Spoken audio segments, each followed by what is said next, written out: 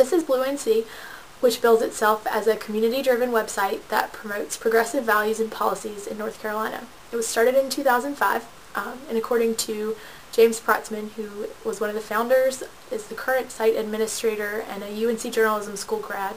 The site has roughly 3,000 registered users, though he estimates that 10% are probably spammers. An average of 6 posts per day with, he said, much higher activity, probably twice that number, during election season, particularly during the primaries in North Carolina. The top time of day of use is early morning and then around dinner time. The average number of unique visitors each week topped out at about 10,000 visitors last summer, but normally the unique visitors are between 2,000 and 4,000. All that was from Protzman. The purpose of the site is to provide a place of conversation for progressive North Carolinians in a not so progressive state.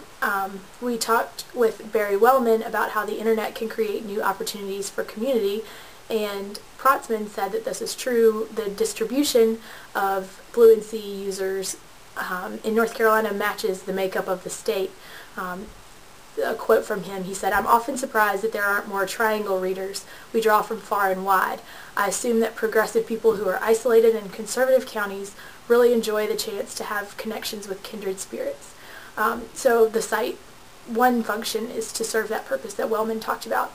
Users also said in a forum on the site that they use it to get news and opinions that they can't necessarily find in newspapers, with added value from the interpretations of ordinary people in North Carolina. Jenkins said that fans and users appreciate works, professional works, by promoting it and adding to it.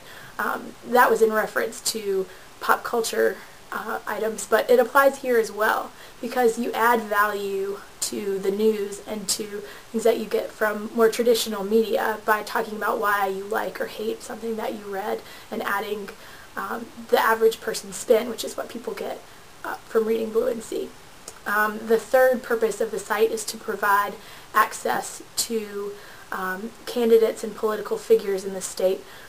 For example, Wayne Goodwin, who's the state insurance commissioner, has a profile and posts press releases or stories that explain what the insurance department is doing in the state. And I expected readers to be a little disappointed with the press release posts, but I was surprised to notice that there was generally positive feedback. People want to know what's going on in the state, and this is an easy access point for them to figure out what sort of little-known politicians are doing in North Carolina. Anyone can set up an account on the site, create a profile, contribute to their own blog that's hosted within the site, and comment on other users' posts. Blue NC features a frequently asked questions page that teaches new users how to write posts, write headlines, and tag posts to maximize search engine optimization. That brings us to our class discussion of the difference between phatic communication that serves merely social purposes and communication that serves to create valuable contributions to political discussion or serve some other purpose. And I think that you could argue that this learning aspect, teaching people how to blog and how to write posts that search engines will pick up and that kind of thing, creates a valuable topic of conversation for the site. There's also a page along those lines that helps people find who represents them in Congress and in the General Assembly, and provides contact information for those people. The site also includes live blogs with political figures. Any user can start a live blog, and then other users pose questions for those people.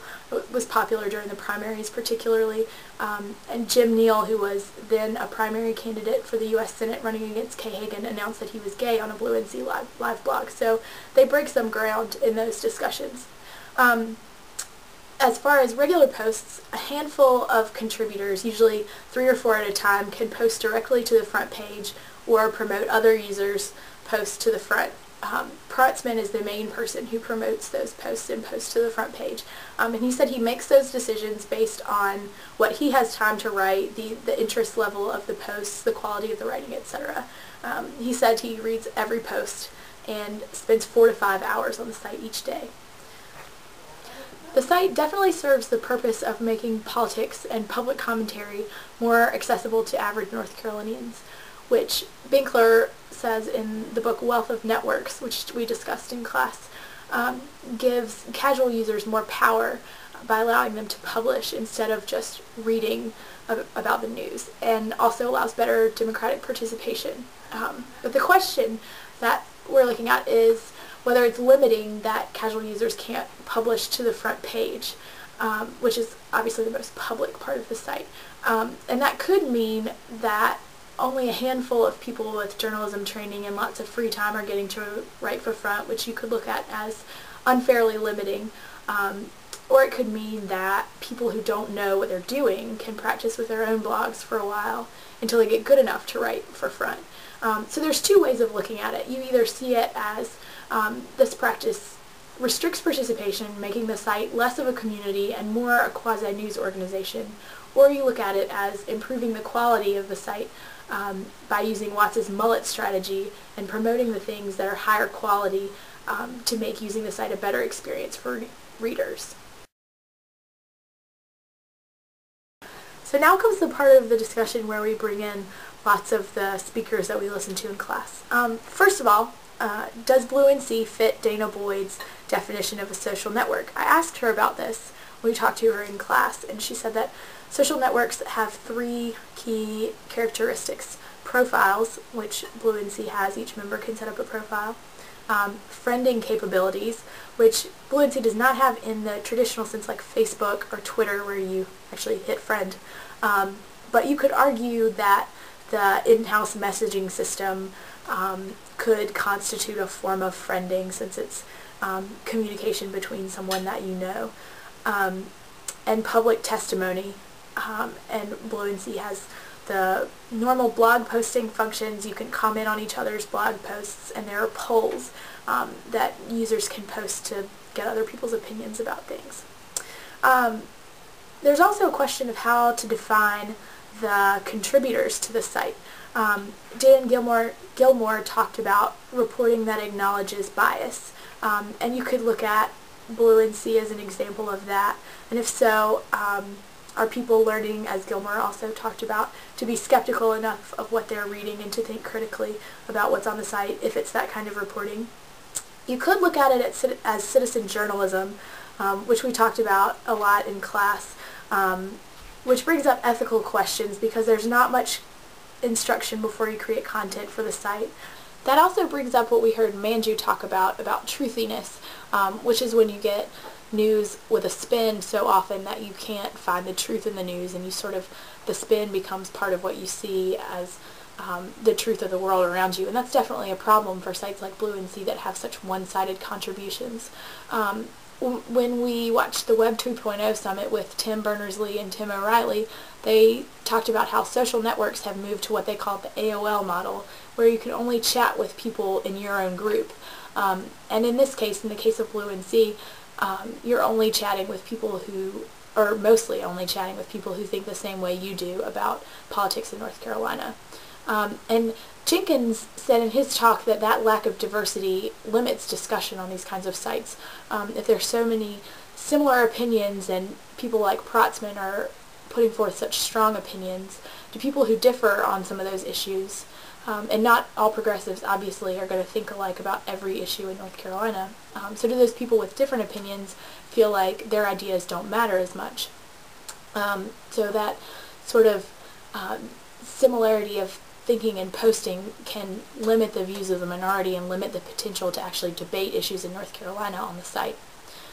Lastly, we'll return to that discussion of what sort of purpose this kind of communication serves, whether it's kind of phatic social communication that's just a way to mark yourself as a liberal in North Carolina, or does it serve sort of a larger purpose to educate community members and spur them to collective action. We talked about collective action with Clay Shirky, and I think you can look at the posts and see that some communication on the site does fit that phatic criteria, and some of it is more collective action oriented. If you look at this post about Richard Burr that's complaining about his a policy stance of his. I don't really think that it serves to educate anybody or encourage them to do anything. I think it's just sort of an expression of opinion and outlet to vent your frustration with Richard Burr. But then if you look at this post about using Facebook to draft Billy Kennedy to run for Congress in Western North Carolina, those posts caused people to join the Facebook group, which caused Kennedy to say that he would consider running for office.